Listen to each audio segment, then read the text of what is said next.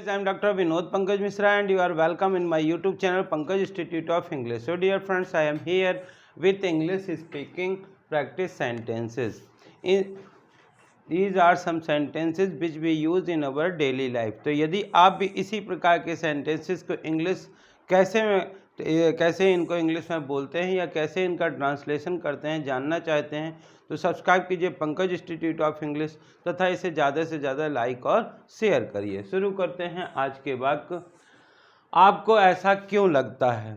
जब कभी भी कोई व्यक्ति किसी चीज़ के बारे में बोलता है कि ऐसा होने वाला है तो हम पूछते हैं आपको ऐसा क्यों लगता है, तो इसको इंग्लिश में बोलेंगे Y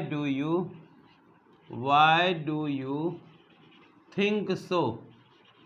why do you think so, आपको ऐसा क्यों लगता है?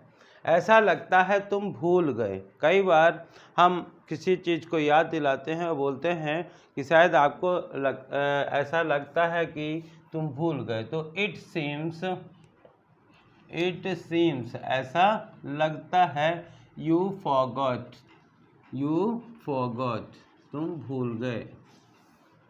उसने मुझे याद दिलाया। कई बार हम बोलते हैं कि मुझे बिल्कुल भी याद नहीं था, लेकिन चूँकि उसने मुझे याद दिलाया तब मैंने उसको पूरा किया। तो उसने मुझे याद दिलाया, ही रिमाइंडेड मी, उसने मुझे याद दिलाया। लेकिन तुम भूल कैसे गए? कई बार बोलते हैं कि इतनी इम्पोर्टेंट चीज़ थी, तुम भूल कैसे गए? But how did you forget, लेकिन तुम भूल कैसे गए? How did you forget. यह मेरी गलती बिल्कुल नहीं है। जब कोई ये कहना चाहता है कि जो भी गलती है मैंने बिल्कुल भी गलती नहीं है तो बोलेंगे this is not my fault at all. At all का मतलब होता है बिल्कुल भी नहीं।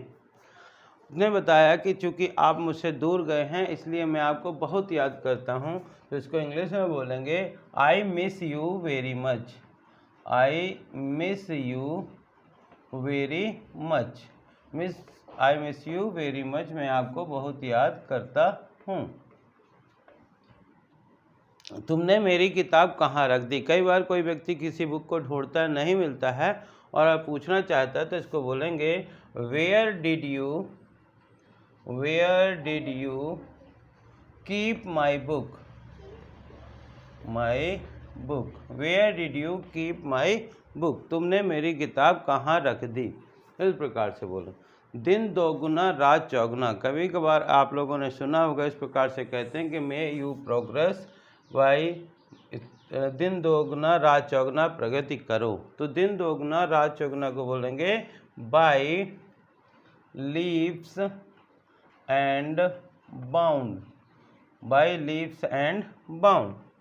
क्या तुम मजाक कर रहे हो? जब कोई व्यक्ति ऐसी बात बोल देता है जो कि लगता है कि ऐसा नहीं है तो हम बोलते हैं आर यू किडिंग। क्या तुम मजाक कर रहे हो? मैं तो गंभीर हूँ। जब कोई भी व्यक्ति से आप पूछते हैं क्या तुम मजाक कर रहे थे और वो कहना चाहता है कि नहीं मैं मजाक नहीं कर रहा हूँ, मैं तो बहुत ही गंभीर हूँ, तो बोलेंगे आई एम वेरी सीरियस, मैं बहुत ही गंभीर हूँ। कई बार कोई भी मकान बनाते हैं व्यक्ति और उसको किराए से देना चाहते हैं तो लिखते हैं यह घर किराए से देना है। दिस हाउस, इसको बोलेंगे this house is to let. To let मतलब होता है किराए से देना। This house is to let. और जब कोई व्यक्ति पूछता है कि घर किराए से देना तो घर का किराया क्या है, तो इसको बोलेंगे what is the rent of house.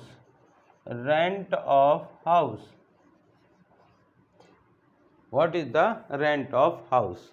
और हर चीज़ जो है उचित दाम पे मिलती है। यदि हमको कहना है कि इसका उचित दाम लगाइए तो उचित दाम को बोलते हैं रीजनेबल प्राइस।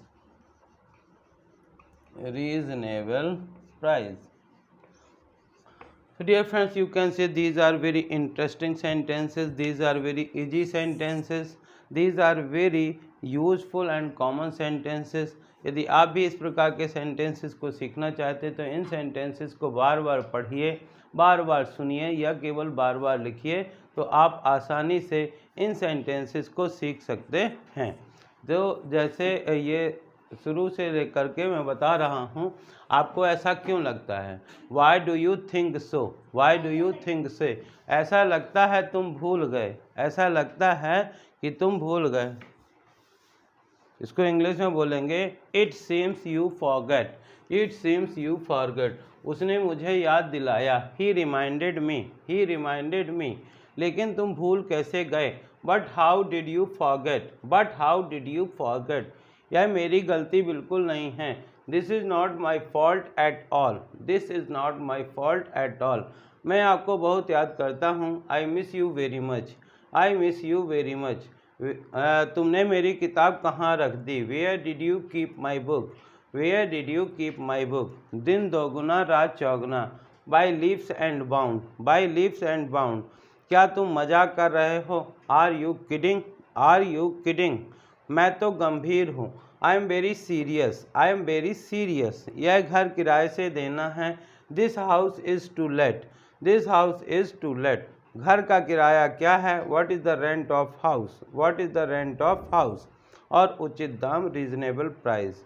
तो डियर फ्रेंड, इसी प्रकार के सेंटेंसेस के लिए यदि आपको इस प्रकार के सेंटेंस पसंद आए हो तो इन्हें ज़्यादा से ज़्यादा लाइक करिए, शेयर करिए, और यदि आप चैनल के लिए नए हैं तो प्लीज़ इसे सब्सक्राइब करिए, बेल आइकन को प्रेस करिए।